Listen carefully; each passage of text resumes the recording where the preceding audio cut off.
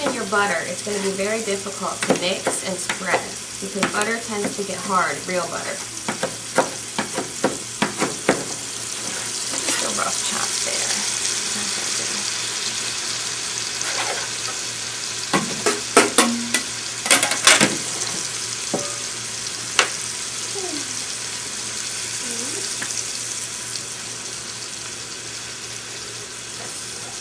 Try and incorporate some of this in.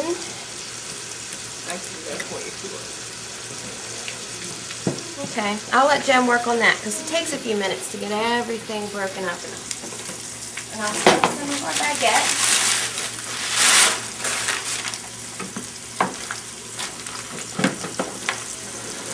And this is a French baguette. You can use French bread. You can really use any kind of bread you can slice. And it's going to make little tiny rounds.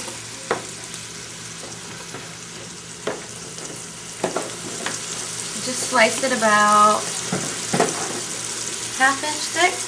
They'll be like little garlic nuggets. They're good for dipping in your spaghetti.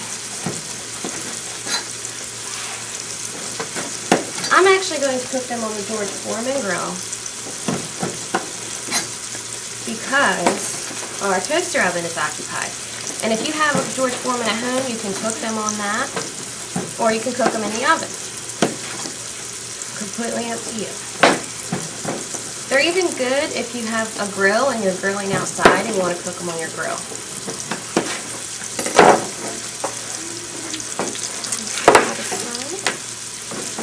Alright, I think our onions are ready for the beef.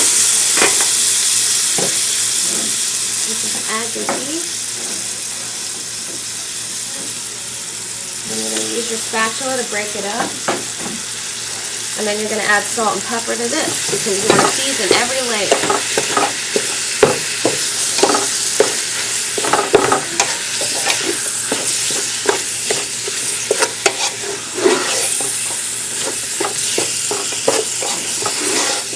Sometimes you have to cook it a little while for it'll really break up.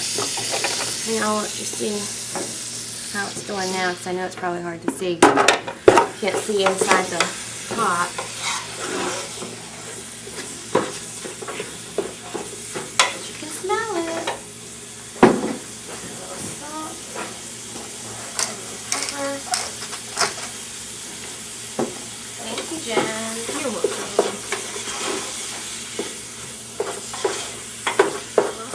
You can use a knife.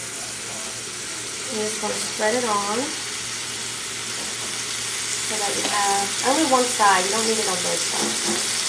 So it's like this.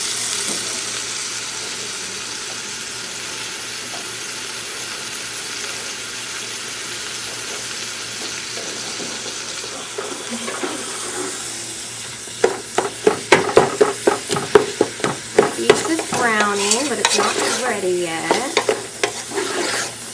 So while that's working, I'm going to talk about the noodles. I made the noodles before I came because I didn't want to have any mishaps where we couldn't get the water boiling like before.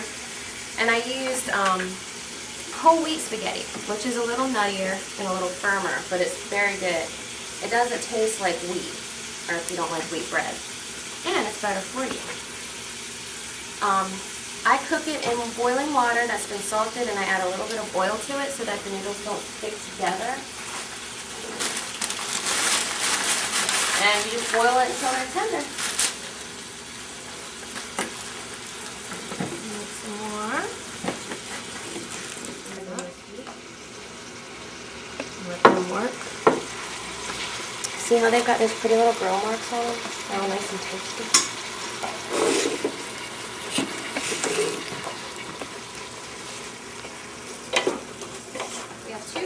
Of crushed tomatoes, any brand. You want a can about that size.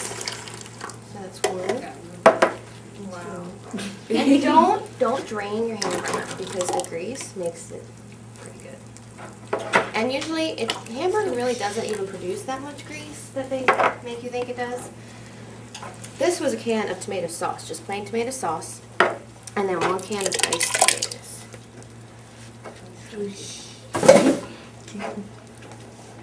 And then I'm going to salt and pepper this step. Spaghetti. Let's make a couple plateful so that moves quicker when the sauce is done.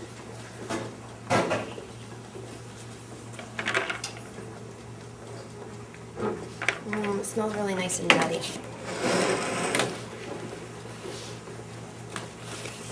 think it's getting some. This is really good.